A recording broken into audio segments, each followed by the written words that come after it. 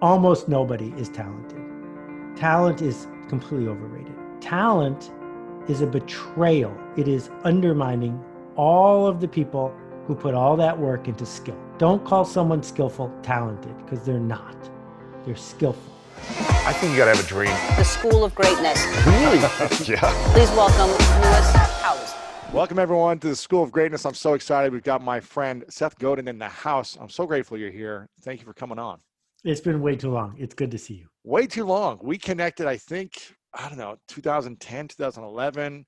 I came into your office when you were running another company at that time, and you kind of were doing this experiment with a group of entrepreneurs and people coming in to help launch a book publishing company you had, and did some teaching about webinars with you back then, and it's been amazing to stay connected, and hopefully we do many more of these in the future. But we were talking right beforehand about how now is kind of a crazy time where it's easy to put out short content on social media, but it seems like people are more and more afraid of putting out deep, meaningful work.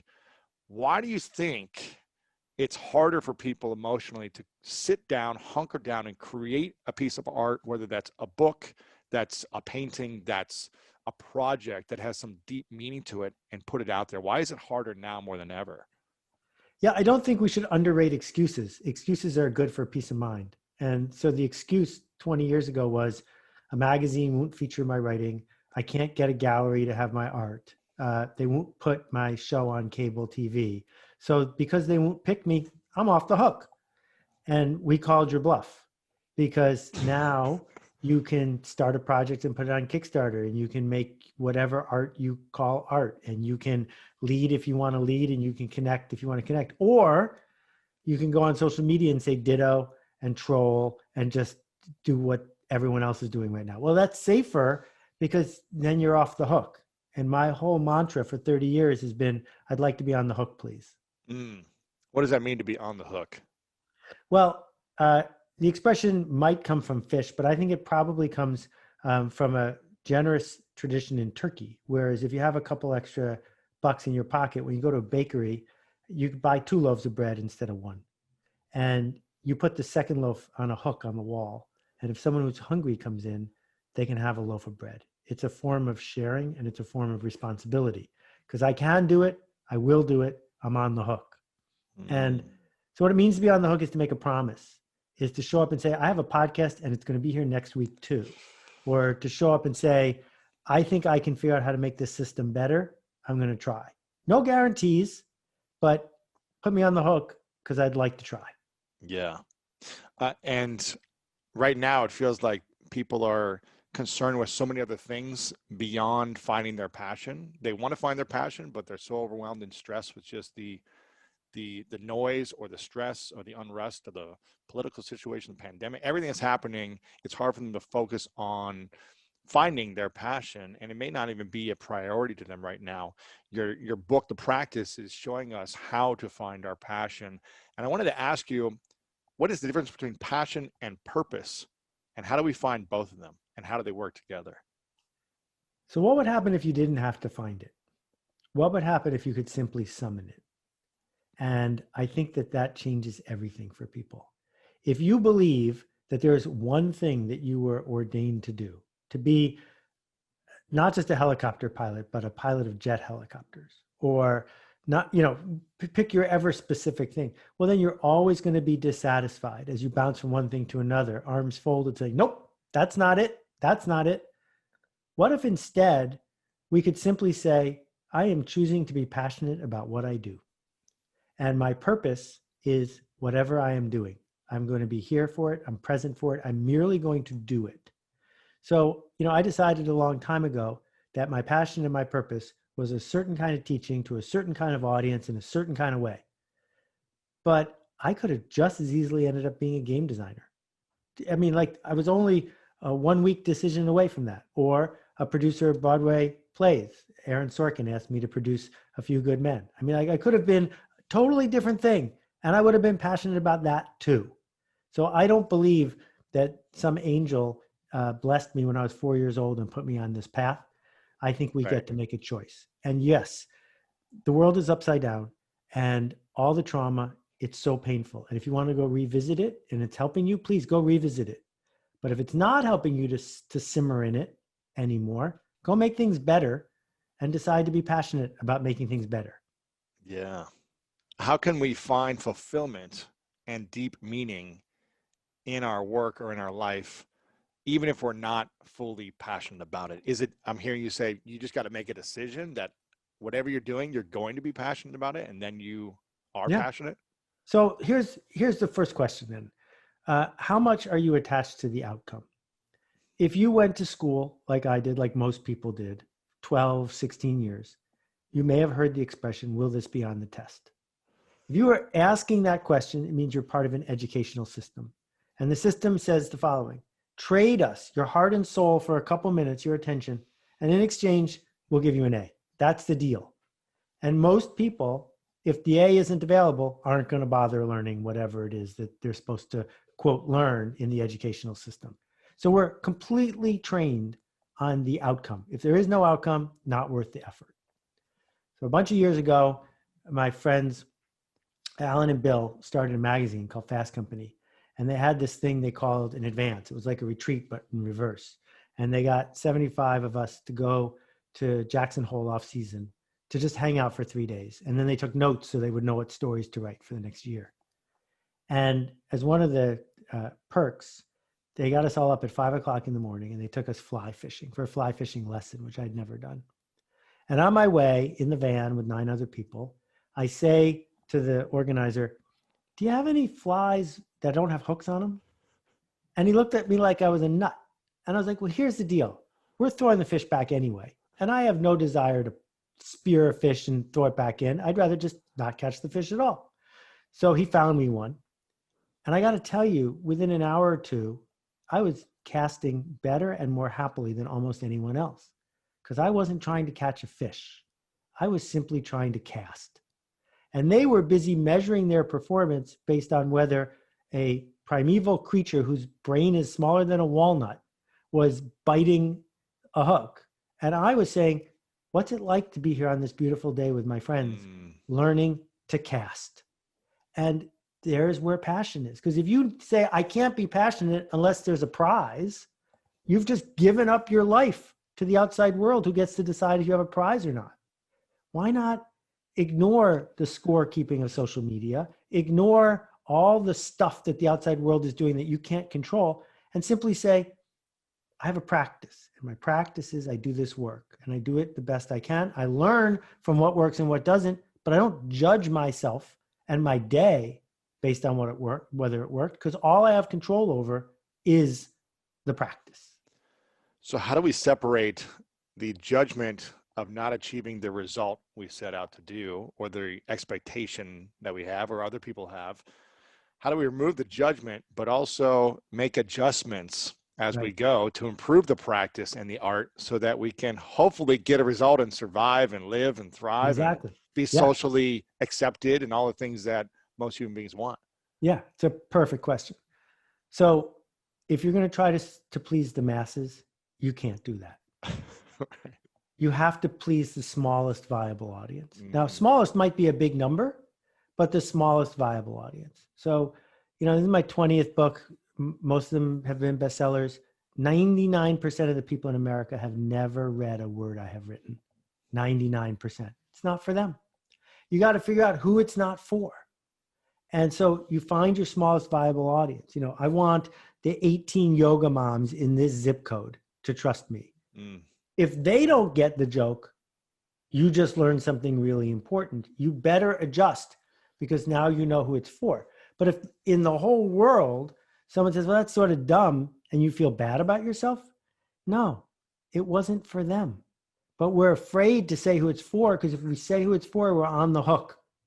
Because if we say, I'm building this for people who, are powder skiers, and the powder skiers don't show up, you don't have any weasel room. And so that's why being specific helps you find your voice. So I love this. So we figure out what our specific audience is, who it's for, who it's not for, and eliminate that. Okay, we figure that out, and then we create the work for them. But what if they don't like it? What if it's not useful or Yeah. helpful or of value to that audience? Then do we judge ourselves and beat ourselves up and analyze it? Or do we just say, okay, I'm not going to judge myself based on the result. I'm just going to continue to improving it better every day. I will assert that most people, including me, aren't as good as we think we are, and that the work probably can be improved. But I will also say that beating yourself up, as far as I can tell, serves no function. Right. So if you get locked out of your house and you call a locksmith, the locksmith shows up with 18 keys that the lock company made that are the 18 masters. And they put the first key in, and if it doesn't open it, they go to the second key. At no point does the locksmith say, I'm a bad locksmith. The locksmith just works their way through the 18 keys until something opens the door. And so our opportunity, my first year as a book packager, I sold my first book the first day for $5,000. Chip Conley and I split the money, so we made $2,500 each, Warner Books. I said, this is great. If I could sell 20 books a year, I can make a living. Mm-hmm. And then I got 800 rejection letters in a row. I didn't sell one book for a year. 800 times. Someone in the book industry cared enough to buy a stamp, send me a letter telling me they hated my idea. No. 800 times. Wow. And what I was able to do, I'm not sure where I found it, was to say that project had a problem. Not I had a problem, but that project had a problem. What did I learn? Because as long as each project is getting closer, right? Because about 400 in, I started getting maybes instead of no's. Mm. So I knew I was on my way to getting the joke, but it wasn't that I was a bad person. It was that my typing, that my writing, that my idea didn't work. And distinguishing between those two is really important. How do we separate ourselves from like, man, I put all this effort and all this love and this time and energy into this thing and it got rejected a million times, but I'm not going to take it personally because It's not me. I'm going to separate myself from the thing. Exactly. How do we separate ourselves from our babies, which what a lot of people say, this is my baby, this is my work, this is my life mission here. Yep. And then how do we separate my thing from owning it to saying something I created?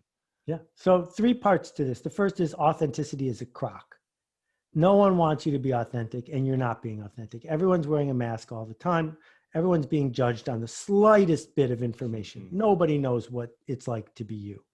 So number 2, people don't want authenticity. They want consistency. They want you to make a promise and keep it. They want you to be the best version of yourself. People don't want to tune into this podcast and hear for an hour that you're having a bad day and that you're grumpy. They want the very best version of Lewis. That's why they're here, right? And so whatever's getting rejected isn't truly you because no one can know you. And then the third part, I made these on my laser cutter. They're maple blocks. They're called writer's blocks. And one of the sides says all criticism is not the same. And acknowledging to yourself that there's different kinds of criticism, some to be ignored, some to be listened to, is really important. So a bunch of years ago, I was on the Upper West Side of Manhattan, and I was walking past this little pocket playground. And I hear inside the playground, this 5-year-old taunting someone, like making fun of them in the playground way that boys do. And then I realized he's taunting me. He's calling me names. He's making fun of my glasses and my haircut. And I got to tell you, if I was 7 years old, that would have crushed me. Right. I remember when I was 7, that would have crushed me. But now I'm like, you're 6. Go screw yourself. Go away. Right. You can't lay a hand on me. Right. All criticism is not the same.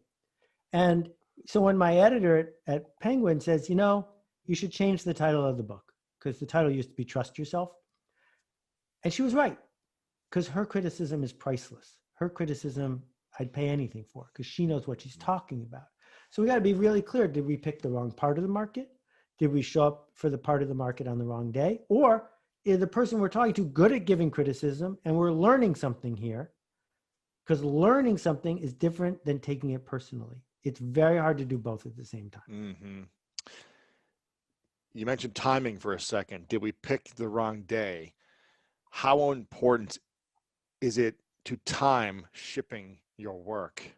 with whatever's happening in the season? Is it tone deaf to put something out right now? Is it the right time? Should I hold this a year or two? How do we know when it's the right time to share our creative work? Yeah, that's great. So let me try to talk about two things there. The first one is this. Nobody wants to get hustled. And too many people on the internet have decided that the hustle lifestyle is the appropriate way forward. To come up with tips and tricks to steal people's attention, to do the email 3-step to go from I've never heard of you to here's my money. All of that stuff. No one wants you to do that. So how do we bring our ideas to the world without feeling like we're hustling people? How do we get out of that mindset that appropriately holds us back because we don't want to be selfish and say me, me, me? Well, my suggestion is that people look at it as an opportunity to be generous. If what you have to offer is something that we would miss if you didn't do it, it's generous. If you were standing by the side of the pool and a kid was drowning, you would rescue them, even if you don't have a water safety instructor card, even if there's a better lifeguard 2 blocks away, because it's generous to do so. So is it the wrong time to show up with a message of, I can help make things better? Well, it depends. If you show up at a funeral trying to sell, some sort of life insurance repolicy, that's probably not a good idea because you're hustling people. Right. On the other hand, if you're able to give somebody something that opens a door for them, that helps them see the world differently, that helps them move forward, and they say thank you, then how dare you hold it back? And then the other half of it about timing is, for some people, it's never the right time. And what we are seeking is not everyone. What we're seeking is enrollment. Who, of all the people you can reach, is eager to go on this journey, right? Like the cool thing about podcasts, the cool thing about work from generous leaders like you don't show up in the middle of the night insisting someone listen. People subscribe. And so since they're subscribing, you can take your time. You can spend an hour. You don't have to say, and we'll be right back, because they're in it voluntarily. So we earn trust, not by stealing people's attention, but by dancing with it. How do we learn to trust ourselves when I believe most humans are insecure, especially now with social media. There's more and more insecurity. The more time you spend on there, the more you question and compare yourself to someone else. In every category. Oh, my relationship's not as good as these people. My following and my business is not as good as this person. My health, I don't look as good. Every area we're insecure as a society in general, I would say. How do creatives learn to completely get rid of insecurity? Or is that the wrong question? Is it good to have some insecurity? But how do we overcome self-doubt from holding us back and believe in ourselves more? Let's talk about social media for a second, because if you're not paying, then you're not the customer, you're the product. And because you're the product, they are working overtime to make you feel bad. They are basically saying you should feel bad about yourself until you click this button to see what people are saying about you behind your back. And then about 2 minutes later, they'll say, oh, now you should feel bad until you press this button. And so it's this endless cycle. At the same time, all you're seeing on certain platforms are greatest hits albums.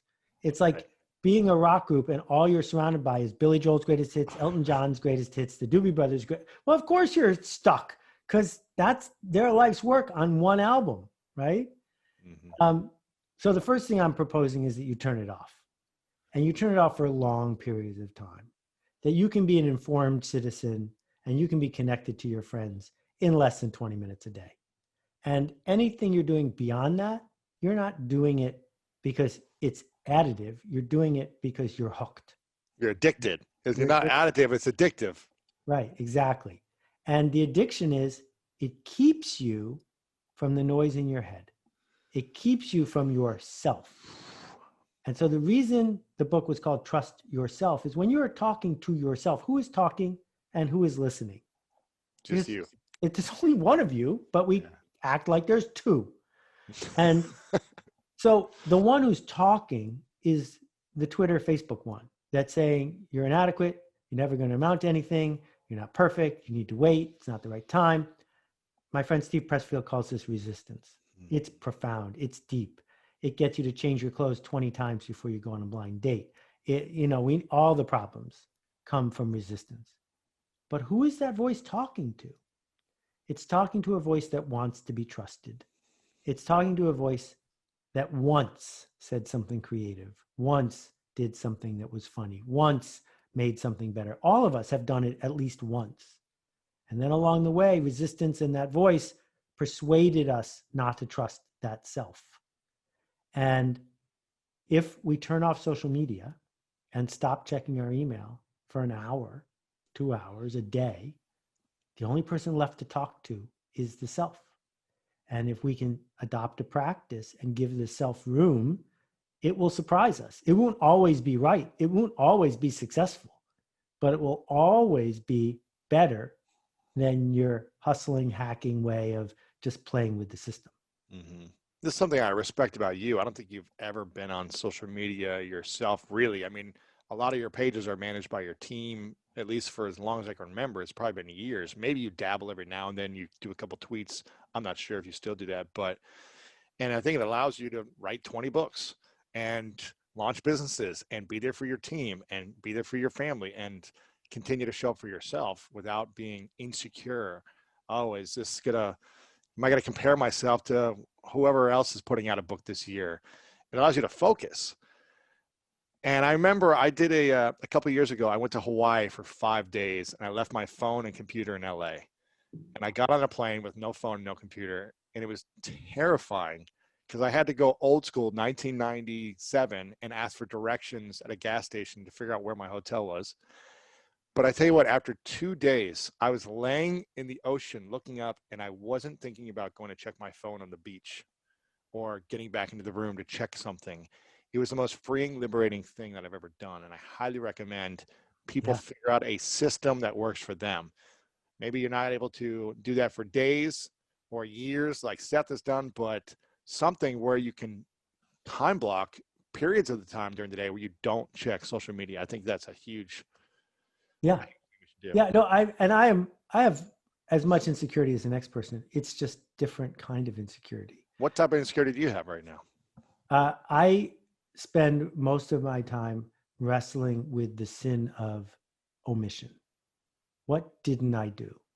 Who didn't I respect? Who didn't I give a chance to? What didn't I publish that would have made things better? Where did I hold back because it was a little bit more comfortable? Because those errors have compounded and built and built and built. They're so much bigger than the error of naming a book All Marketers Are Liars, which is a really bad name for a book, right? But, I didn't write The Long Tail. Well, it would have been better to write The Long Tail than to give that book a better title. You know what I mean? And so, when Twitter came along, I was there really early. I saw what was possible and I said, what will I have to give up to be good at Twitter? Because whatever I give up, I'll be less good at that. And the same thing's true with Facebook and Instagram and LinkedIn. I don't use any of them. And it's not necessary to use them to be a well-functioning adult. Now, maybe if I had a dating life, I'd feel differently about it. But it's hard for me to see who has actually built a legitimate practice of doing creative work who can point to social media as the primary reason they're able to do it. Yeah, it's possible to be a Kardashian and it's possible to be a YouTube star, but then you're looking in the rearview mirror all day, right? You're not spending time saying, how do I become a better version of me? You're spending time saying, what's the trend? I got to get in front of it. So what do you do to help overcome self-doubt or insecurity for yourself? So I have a blog. I've written 7,500 posts in a row. And tomorrow morning, which will be a Friday, there will be another post. But it won't be there because it's the best post ever, nor will it be there because I decided to post it tomorrow. It will be there because it's Friday. And I haven't reconsidered that decision in 20 years. So I don't have to have a meeting with myself about whether or not it's time to write a blog post. There will be a blog post. You chop the wood, you carry the water. By getting rid of the debate, then think about how many things you do that were impossible 100 years ago. That when movies first opened, they had I don't know if you know this, they had special attendants at the movies because they were afraid people would have a heart attack or faint. Because seeing a train coming on the movie screen was so traumatic. And the first few years the cars were available, people broke their arms on a regular basis, turning the starter of the car. And early in the days of washing machines and dishwashers, washing machines, they only had one plug in people's houses. And so you had to unplug the light and plug in the washing machine. And the washing machine wasn't balanced, so it would move. Dozens of people died every year because the cord would wrap around their neck and kill them. So there's all this stuff we just do as a matter of course, right? Driving across town used to be death-defying, but we get used to it. We build a pattern into it. And so what I've tried to do is make it so that writing a blog post for 1 million people doesn't make me nervous because I do it every day. And so therefore, I can then focus on, but I have this chance tomorrow to say something that might help someone. Let me just focus on that because I've trained myself that it's not that risky. When do you feel the biggest or the most amount of fear then? I would say if I've committed to a significant project that's bigger than a blog post, and I am going to pitch it to people who I trust, I'm worried about one or two things. Either they'll all like it right away, in which case I did something sort of trivial, and then I have to start over. Or and you have to launch that thing and put all this energy and time into it. Yeah. Or they say I've completely missed it. And now I've got a real problem because I have trained myself to fall in love with whatever I'm committing to, like we started with, be passionate about what you do. And so now I got to decide, am I willing to be passionate about what I do in the face of all the skepticism? So if you think back to 1989, 1990, I was living here in New York and I started one of the first internet companies. And every single person I know, all of my relatives, said that I was completely delusional. For years, this went on. And it was a hard slog because it's not like you started something in 1991 before the World Wide Web and the next thing you know, you won. It took 7.5 years for it to work. And I was surrounded by people who didn't get the joke. And that's a scary feeling because you've made a promise to people about their livelihood. You've made a promise to your future self about this work you're doing. And sometimes you have to persist. And other times you have to say, I was wrong. And either one of them is really challenging. Yeah, I have this theory that we're afraid of three main things. We're afraid of failure. We're afraid of success, which is what you just shared, both of those. And kind of the third one is just the fear of judgment. People judging you that know you or that don't know you, just the constant judgment that people have, close Correct. or not close to you. And those three fears kind of cripple us. And some of us lean more into one of them than others or all of them. For me, it was never fear of failure because as an athlete, I learned early on, you got to make mistakes to learn, to, improve the shot or to catch the football or whatever it is. You got to fail to learn and grow. So I welcomed the mistakes. I wasn't afraid of success because I wanted to succeed. I had these goals, we would have team goals. I was like, let's win. But I was deathly afraid of people's opinions and the judgment of people that knew me or didn't know me. And that's what made me feel insecure, was caring so much about everyone's opinion. And it made me very unhappy for so long. But would you say that you care about people's opinion or that are close to you, or more people's opinion that are not close to you? I love the name of the show, School of Greatness. And I think that greatness is a really cool idea because we can't have such a scarcity mindset that we think that only one person is great. Greatness does not mean you beat everybody else, right? Greatness to me means that you went right to the edge of what you were capable of doing in this moment. And so I think it is possible to be great and come in 400th at the New York Marathon. Because compared to what you would have done if you hadn't shown up the way you showed up, never would have happened. And so for me, a version of greatness for me is reading something a year later and not remembering how I possibly wrote it. That listening to an audiobook I recorded 10 years ago because I need to hear it. Hearing from a past version of me about what might be possible. Mm. And one of the things that is a problem for me in social media is I just don't deal well with anonymous criticism. You don't like it at No, all. it completely hurts. undermines me because I want to make things right and I can't Mm. because that person's already gone, right? And Zig Ziglar used to talk about that person who cuts you off in traffic and you're honking and angry at them. They don't even know you exist. They're gone. They got loud music on. They're gone. It's gone. But you're sitting there living with the toxicity of that, right? But then the other thing that I love about the name is the word school, because you don't mean school in the education sense of, and then I'll give you an A. Mm-hmm. You mean school in the learning sense of, if you are enrolled in this journey and you're doing it for the right reason, here you might learn something, but you don't have to be poked and prodded. You will self-enroll, you will go forward.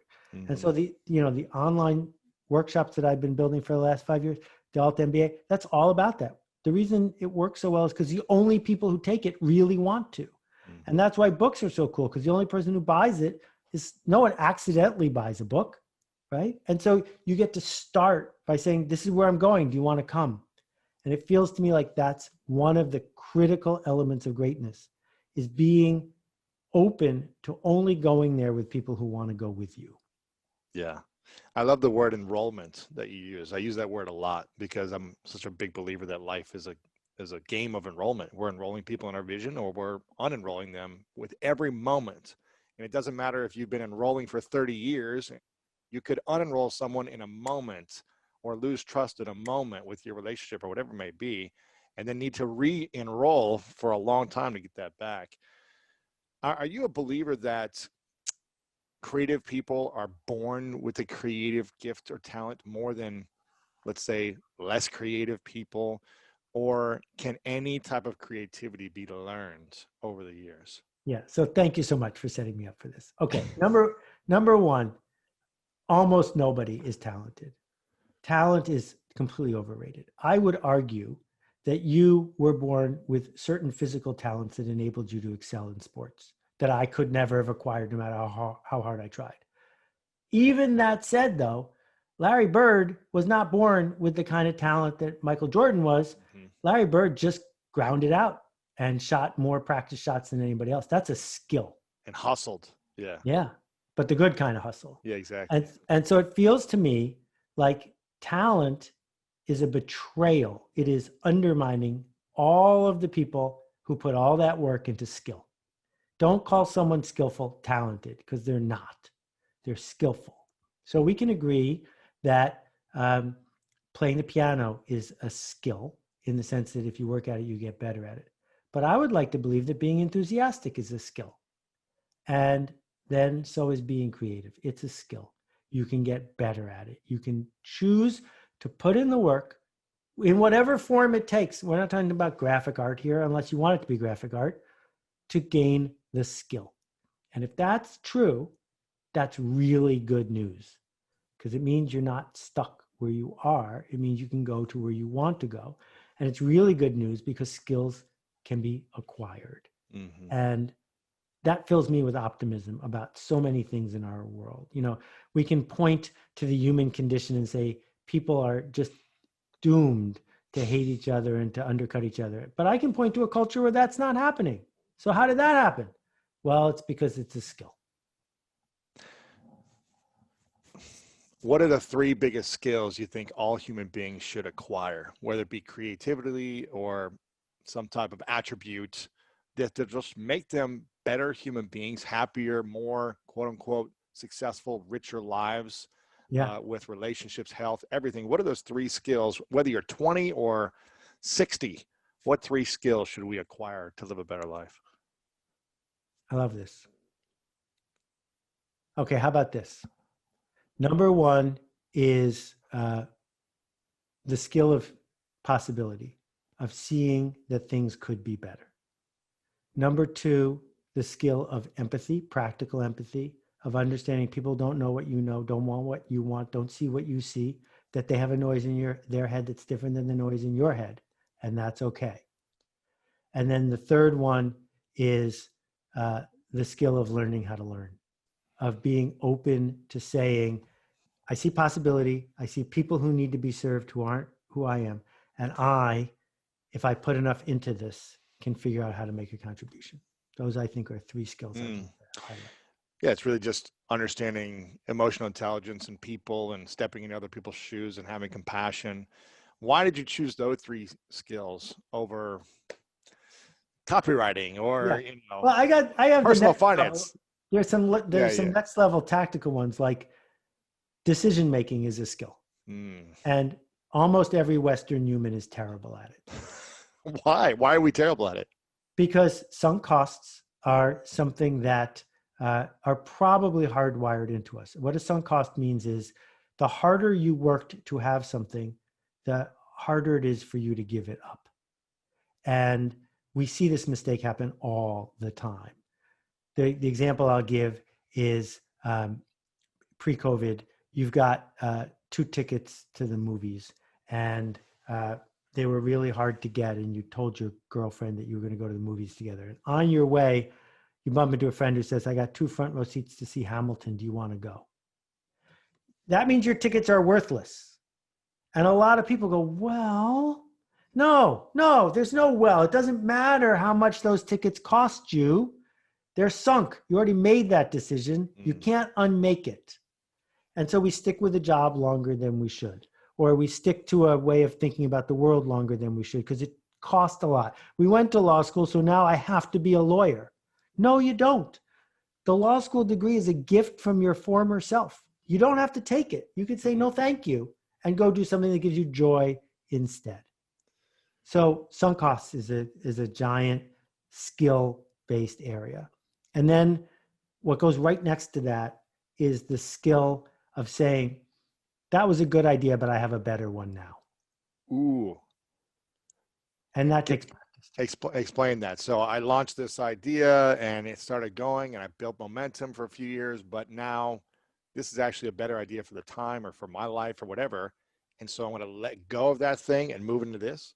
Well, it's not, that's definitely true. That's sunk cost. But then beyond it, okay, I'm the boss and I built this organization and this is how we do our expense reports. But now we're going to do expense reports this way because it's better. But usually what happens is someone says that problem's solved. I don't have to revisit it. So if I think about the car industry said it took us 90 years to develop the internal combustion engine. That was a lot of cycles, a big sunk cost. And someone shows up and says, why don't we make electric cars? And you go, because internal combustion isn't broken. Because I can show you that if we look at an early electric car compared to a state-of-the-art Lexus, the state-of-the-art Lexus is better, not a problem. Whereas what would have transferred billions and billions of dollars of assets away from Elon Musk is if they had said, nope, you're right. We're just going to copy all the things you're doing that are working and make it even better. Because we have an improvement ratchet in place, a dealer network in place, we're trusted, we could go to the races. But senior executives making 7 figures said, nope, nothing could be better than this. Yeah, I tell you what, I got a Tesla a few years ago, and it's hard for me to think I'd ever want to go back for a day-to-day car that's not electric.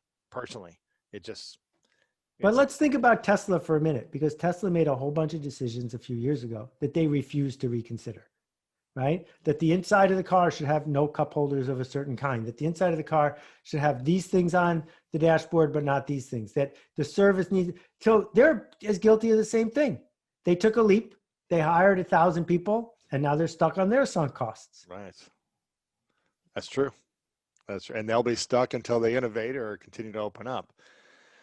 Why do we need reassurance? Why does it seem like a lot of people need this reassurance just every day? We need some type of reassurance. And why should we avoid reassurance? So that's the second side. Reassurance is futile. Reassurance feels really good, right? We get off, doesn't it? It's like, we get off this call, the phone's ringing, and Kai comes to you and says, hey, Lewis. Great job. It's Oprah. And Oprah was listening. She just wants you to know what a great job you did.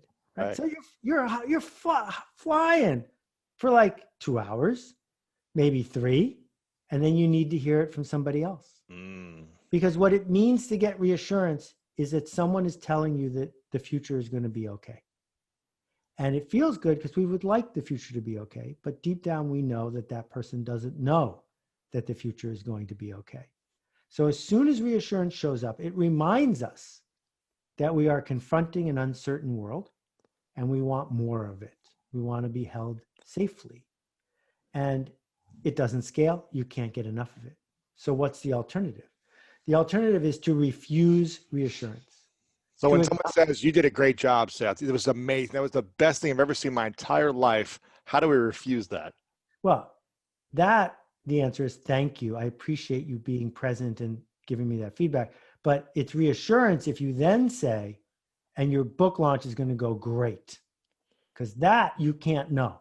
Yeah. Right? That's the second half of, that's what's implied, is that I'm going to tell you about tomorrow. And what's the alternative? The alternative is to say, nobody knows about tomorrow. And looking for external validation that I'm going to catch that fish, that thing I am hoping for is going to work, that other people will get the joke. Not only doesn't it help me, it undermines my trust in myself. It undermines all of the things that I need to merely do the work. So, you've been seduced by, like me and everyone else, with the just do it thing from Nike. And the problem with the word just is that some people think it means, what the hell, do whatever you want. Doesn't matter. Just do it. And I think it should be changed to merely do it. Do it without commentary. Do it without drama. Simply show up and do the thing. Focus on the practice, not hoping and wishing for the outcome that you need to be reassured by, but the practice, the best you can do it. Because what could be better than the best you could do it? Nothing. So do that, learn from what works, and then do it again. But seeking reassurance is distracting you from doing a better job of what you set out to do in the first place. I saw somewhere, I don't know if it was an article or video about Oprah talking about almost 100% of her guests, not everyone, but I think a lot of them at the end of the show would all say the same thing. And I think you know what I'm going to say. It's like, did I do okay? Was that good enough for you? Yeah. Did you like that? And it's this kind of reassurance mindset, right? Of like knowing that we got approval from the person who's interviewing us or working with us or our publisher. Were the numbers okay for you? Did the sales go okay? How do we gracefully remove that from our way of being moving forward so that we don't have to ask if we did an okay job, and we learn to just say, thank you so much for having me, or I'm grateful, and whatever else. How should we finish a project like that? Well, I'm really afraid of the word should. I think should and shame go right next to each other. So I will just tell you that there are practices that you can engage in to help you insulate from feedback that isn't going to help. So here's an interesting story. A bunch of years ago, a famous electronics company did a focus group. The way focus groups work is you set up a trailer next to a shopping mall, you pay people some money, they come in for an hour, there's hidden glass windows, and the client can watch people touch the product. And they had a clock radio, and it had all these gizmos on it and everything else. And they got 8 people in there, and they're all looking at the clock radio, and they're all talking about how much they love the clock radio. And at the end, the organizer says, thank you so much. To thank you for being here, either you can get the $20 we promised you, or the $100 clock radio. Which would you prefer? And every single person took the $20. Why? Because that was the truth. That was the moment that they were actually telling the truth. Oh, so they thought the clock wasn't as worth as much as the $20. Yeah. And so what I have found is I got an ego as much as anybody, maybe more. I like it when the people around me say, you did a really good job. When Oprah says, that was good, for sure. But I want to see 3 years later, are people still talking about this idea? Or I just want to see in the afternoon after a blog post, did someone engage with it in a way that changed them when they didn't know that I would notice, right? Because it's not a performance in that moment. It's, did you have an impact? So if you go to the Beacon in upstate New York and watch what happens when people walk into a Richard Serra sculpture, which weighs 2 million pounds, I hope Richard has seen that happen, because that's genuine service. He made this. The curator doesn't matter. The dealer doesn't matter. This person had their breath taken away. That's what was supposed to happen, and it did. And so we play this game with everybody around us. Do I look fat in this dress, et cetera, et cetera. And some of that is totally legitimate. It papers over our momentary insecurities, and there's nothing wrong with that. But when it comes down to the practice and the art that we seek to make, I think it makes sense to surround ourselves with people who say, I respect you, you're on to something, you can do even better. And for us to start a cycle of what happened when this went into the world. Because when it's in the world and people had choices, what did I learn? How can I help a different group of people or this group of people make a different choice? And, in the workshops that I do, I get to watch all of it because I'm like up here and you can see all the interactions. That's different than looking at the test scores, because you're watching how people are going back. Yeah. I think I heard our good friend Gary Vee talking about how when he started in his dad's wine business, he would sit there and watch people walk through the store and say, okay, what if I move this way? And what if I put this in the front? Did people go and pick it up, or did they walk right past it?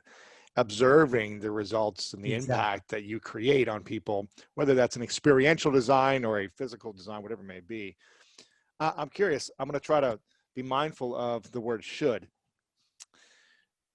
Is it more powerful for creatives to have goals and deadlines, or is that destructive to the creative process? Right.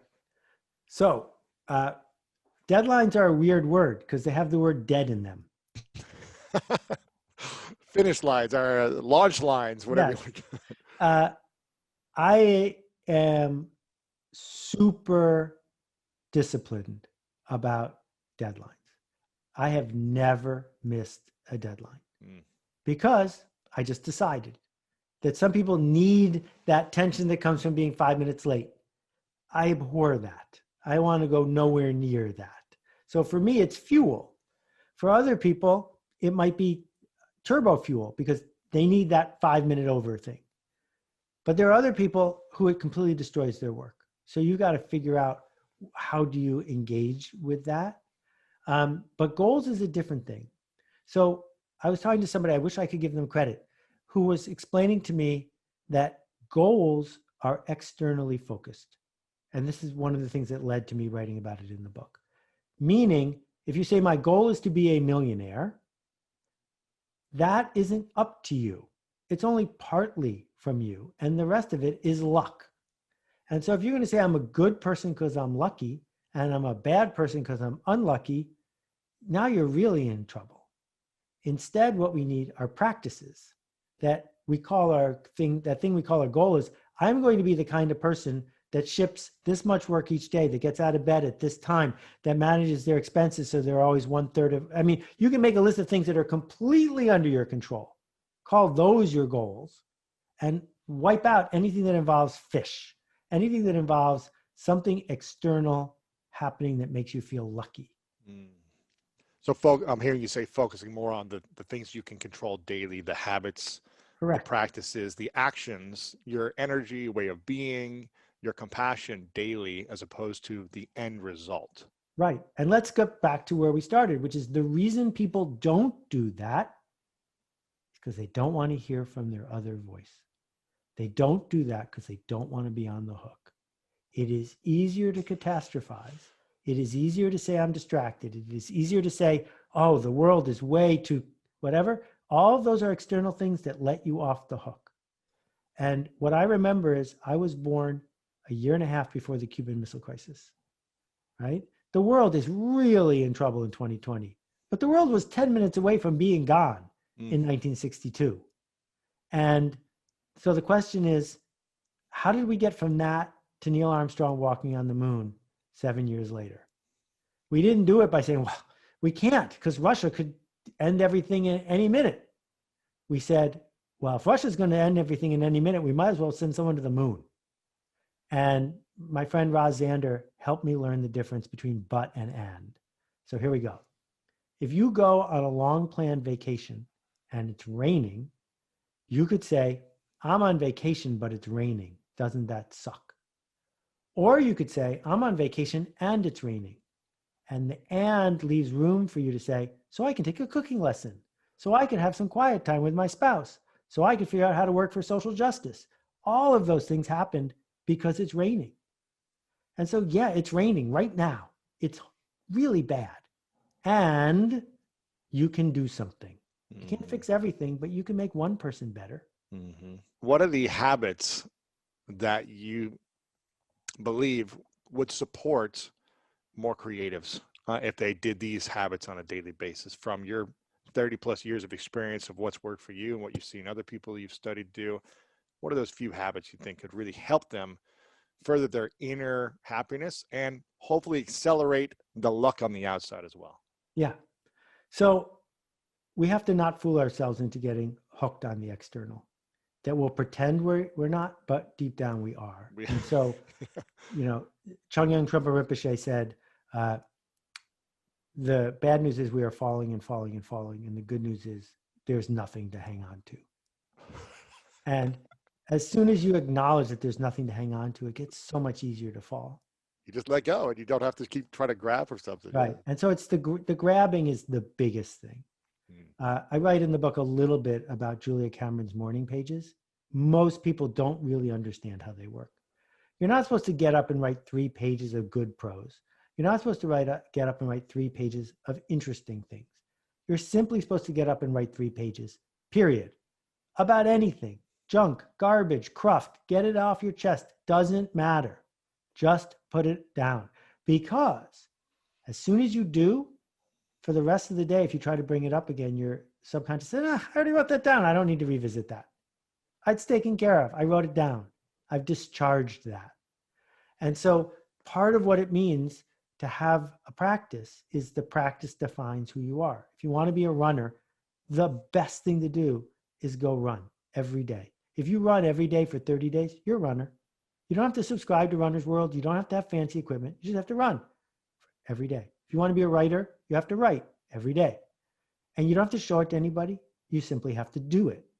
And not showing it to people lets you off the hook at some level, but at least you can see yourself as that kind of person. And then the step after that, which I'm a huge fan of, and the internet makes this easier than ever, is publish it anonymously. I think you should have a daily blog, but don't put your name on it. And after you've written 30 or 40 entries of your daily blog or made 5 or 6 episodes of your podcast, you're going to want to put your name on it. And then you can. But begin with, and if your name's not on it, it's so delicious because there's no upside and there's no downside. So you're simply doing it, and that's all you're going to get out of it is that you did it. Yeah. I want to ask you about money for a second, because I think it's a topic that a lot of creatives shy away from. And I think this will actually might be some of the most powerful stuff people hear is around the topic of money. You've been financially successful. You launched a business 30 years ago that you sold and exited. You've had, many hits in your books and businesses. You've made money as a creative. It's fair to say that.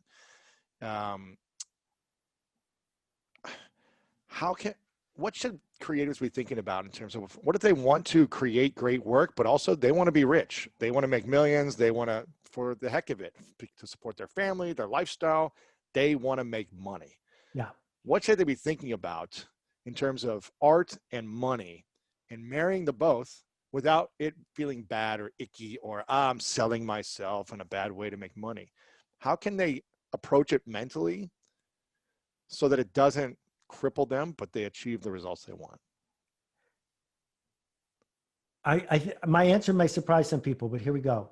The odds that you will make a lot of money doing exactly what you want are 0 to a rounding error, 0. It is possible to make a lot of money. It is easier now for people of privilege to do it than most any other time in history because of the network effect, because of the power of software, because of tools that give you reach to millions of people. The way you make a lot of money is you figure out what people with money want to spend that money on to solve their problem now. And you go solve that problem. And then over time, you amplify their need and you let them do it again. That is how everybody, with few exceptions, who has made a lot of money has done it. Those people don't get to say, oh, but I also have this idea and I need to express it because I think it's generous. Those are different things. And only in the last 100 years has it even been conceivable that you could get paid money to do what you love. This is a brand new idea. Mm-hmm. So I am in favor of doing what you love and charging for it if you can, because it holds you responsible, puts you on the hook, creating tension, serving people you want to serve. And maybe you'll get paid a little bit. But if you want to make a lot of money, listen to the market and show up to the market with something the market wants to buy. Because you don't get to insist that the market is wrong when you're asking the market to pay you something. Right. You either need to become so desirable in the thing that you're creating that there's limited quantity or something that there's attention around it and people want it. Like right now, Pokemon cards are going crazy right now for whatever reason, and they're selling for hundreds of thousands of dollars because there's a limited amount and people want it, but they've created that desire. Who would have thought that a couple pieces of cardboard would be worth that much money? And baseball cards are going through the roof. I think one sold for $4 million a couple months ago for the record sale of a baseball card. Crazy. And they've created the desire for it. Who would have thought that that'd be something you could do? What are some personal practices on managing money that you've learned as an artist throughout the years and a creative that you would prescribe for people, whether that you learned the hard way or you had some good advice from someone? So it's pretty simple. Money is a story. And anybody who's listening to this has more technology than the last king of France did. That we tell ourselves this story of sufficiency or insufficiency that has been amplified by the marketing industrial complex to make us buy more stuff or work more hours. So the first most important thing by far is to get your story straight. And I have worked with and known people, friends, who were addicted to debt. They needed debt to go to work. They needed debt to feel like there was a fire under them. And I knew other people who I worked with at Yahoo and stuff who no amount of money was going to be enough. And I got to tell you, after you have $100 million or $200 million, you don't need $400 million. You can't even tell the difference. Right? That didn't matter. They're hooked on it. Every year when Forbes publishes their billionaires list, they make hundreds of people really sad because those people move down. Like, really? You're a billionaire. Why are you sad about that? It's absurd. So getting your story straight is super important. And then the second part is debt is really, really a problem because debt compounds faster than interest does by a lot. And so what you do, if you're serious about living the life of the creator that isn't getting paid well, is you've got to dramatically cut your expenses. Cut them lower than you would think. Brown rice, black beans, sleeping on a friend's couch. Do that for 2 years until you have enough money in the bank that you will never need to be in debt. Pay those dues early, and then you get the freedom to do the work you want to do. I paid those dues for 7 years, and I wouldn't trade it because what I learned there is I'm not entitled to do any project I want whenever I want. And as soon as I didn't owe anybody anything, I had the freedom to say, I'm going to make this. Whereas if you owe Chase Manhattan Bank or you owe Goldman Sachs or you owe Wells Fargo a monthly payment and you're paying your student loans and you're paying this, well, then it's really easy to hide from the creative work that you want to do. Yeah, you're a prisoner to that debt. The third thing is there are very few shortcuts with money. If someone says you can get rich quick, you should run away. What's the biggest mistake you've made in your last 30 years as a creative, whether in business or art or a relationship that happened that ended up being the greatest mistake you made? And because it taught you a lesson, it got you out of something, it made you more humble, whatever that might be. What's that big failure, mistake, thing that happened that was actually a great blessing for you?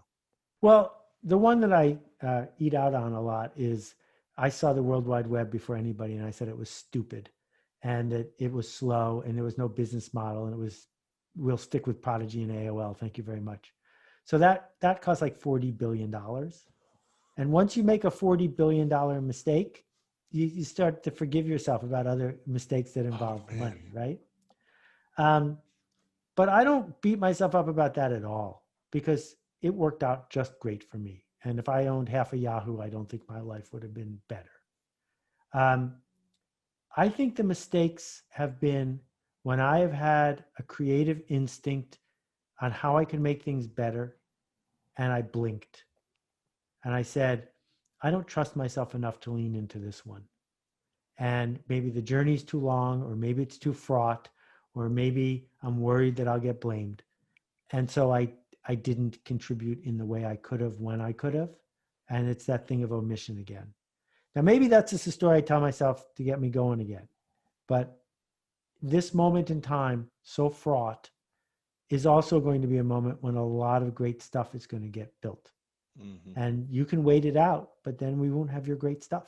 I tell people when I'm coaching people that I'm kind of harsh, but I say you're doing a disservice to the people that need your work. You're doing a disservice to your friends, your family, humanity. Like if you have a gift that you can share and can help people and pick them off the ground, and you're afraid, that's doing a disservice. You're doing more harm, correct, than good by your insecurity of not shipping. Right. And you're also eating yourself up alive. And this is where the reassurance cycle is so toxic. If you are seeking reassurance, it's because you're trying to put out a fire inside of you that can only be put out by actually making things better. And the creatives that I know, it's interesting. I know 11 billionaires because of the whole TED World thing. They're not that interesting, and they're not that curious. They're just not. They're just proud of the fact that they figured out how to corner the market in something. Right. And they scaled it, but yeah. And I know a lot of creatives. I know people who have won Tonys and Grammys and Oscars, and people you've never heard of. And some of them have money woes, and some of them are bitter about this or that. But when you talk to them about the work, their eyes light up because they are not looking for me or you to reassure them and tell them that they're okay. They just know that they made a piece of work, and it's for you or it's not for you. Here, I made this. And that simple sentence, here, I made this, for a lot of people, that's what it means to be alive. Yeah. I've got about 4 questions left for you to be respectful. All right, we'll do a speed round. Yeah, exactly. I love the writer's block, physical block you have. I'm curious because you got a lot more about this in your book, and I want to make sure people get the book, The Practice Shipping Creative Work, which shares a lot of these things about finding your passion, becoming creative, especially when it's very frightening to do so, trusting yourself and your voice in a time when everyone's comparing you and judging you, all these different things. Model being positive in their practice, which I'm constantly trying to live in, being positive, because I think you attract more. So many other things that are great in the book. So make sure you go get the book. It's called The Practice. You can get it online. You can get it anywhere. But for the people that feel like they're just blocked creatively, whether it's writer's block, podcaster's block, business block, relationship block, how do we, where is that block coming from? And what are the steps to overcoming the writer's block of our life? When in doubt, look for the fear. I had an interaction with somebody a couple of weeks ago, and they were really brutal and difficult. And I was being defensive and also blaming them for not being a good human. And then I figured out this person's boss was kicking their butt on a regular basis. And so they didn't have any problem with me. They were just afraid. They were afraid of what the boss would say. When in doubt, look for the fear. If people are giving you a hard time about forward motion, where's their fear? If you are finding yourself blocked, where's your fear? So there's this old expression, which I find completely useless, which is if you knew you could not fail, what would you do? It's useless because you should just wish for invisibility and 3 more wishes, right? But here's a better question. If you knew you were going to fail, what would you do? That's worth doing. Go do that. Ooh. That's interesting. If you knew you were going to fail, what would you do? Yeah, that's a good one. I like that question. If you knew you were to fail, what would you do? I'd write this book. Yeah, I love it. Then you know you're on the right path and you're following your passion. Okay, this is a question I ask everyone at the end. It's called the three truths. It's a hypothetical question. So Okay. imagine it's the last day on earth for you, okay, on this earth. It's as many years as you want to live, you live till, it could be 100 and something, whatever. But you got to turn the lights off for yourself and you got to say, okay, I'm leaving this earth. And you've accomplished every dream that you have, or you've lived intentionally, you've done the practice and the work daily, you've shown up. The things you wanted to create, they were created. Whether they failed or not, it's irrelevant. You did it. But for whatever reason, hypothetically, you've got to take all of your work and creative stuff and your blog and podcast. It's all got to go with you to the next place, wherever you go. So no one has access to your work anymore. No one has access to this interview, nothing. And hypothetically, you've got a piece of paper and a pen. You get to write down 3 things you know to be true from all of your life's experiences and all the lessons you've learned.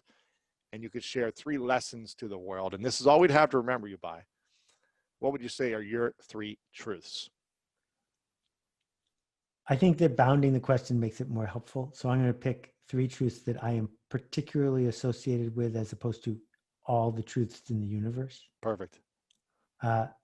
People like us do things like this. That is the definition of culture.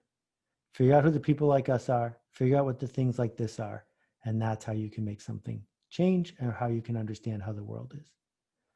Number 2, attention is precious. They're not making any more of it. So earning permission to talk to people who want to be talked to is way better than having a megaphone and yelling at people. And number 3 is the best way to make things better is by making better things. Those are powerful. And you just reminded me of one of the first, I think it was the first time we met, where we were doing a magazine shoot, 2009, Times Square. Yep. And they had us holding megaphones. I'm sure, I don't know if you remember this. That's what I told you at the beginning of the call. Yes. Exactly. And the whole idea about permission marketing. And I refused to hold the megaphone. And you said, I'm not holding this up to my mouth. And you held it down.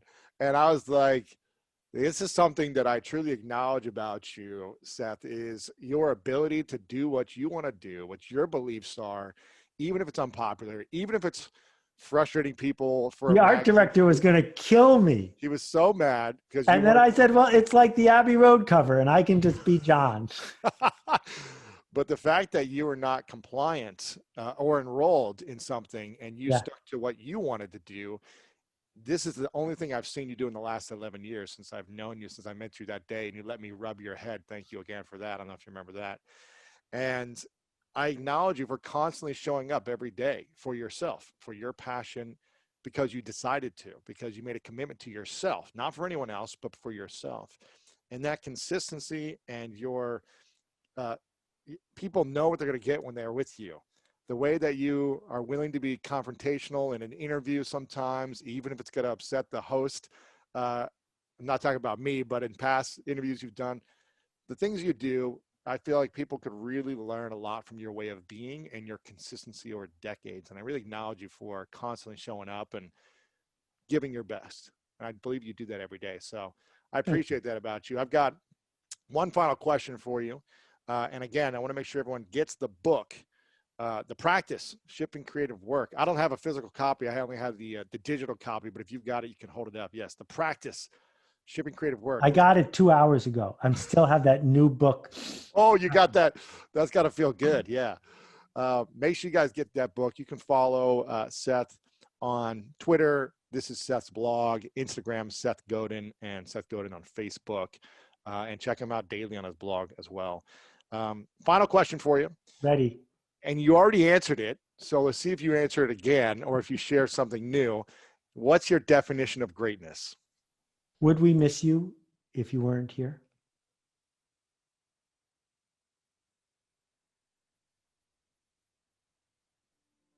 That's beautiful.